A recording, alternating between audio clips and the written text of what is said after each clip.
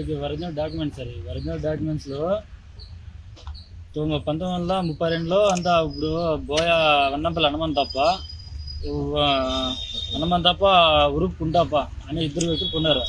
మేము వచ్చేసి బోయ హనుమంతప్ప చెందిన వాళ్ళు వారసులు.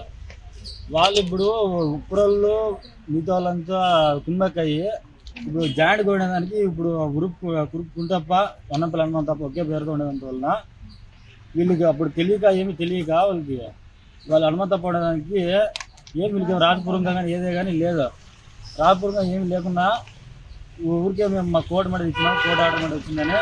ఇప్పుడు అప్పుడు మడి లేక ఇప్పుడు వచ్చి మా దగ్గర టోటల్ అంటే ఇప్పుడు వాళ్ళకి సగం రావాలా వచ్చేక వాళ్ళు మాత్రమే మీకు ఇంతే వచ్చిందని 11 ఎకరాలు చూపిస్తున్నారు.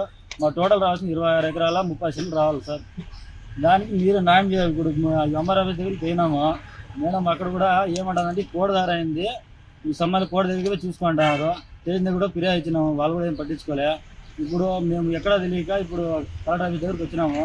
ఈసారి కూడా ఫిర్యాదు ఇచ్చినాము. మీరే ఎప్పుడున్నా మాకు పేదలకి న్యాయం చేయాలని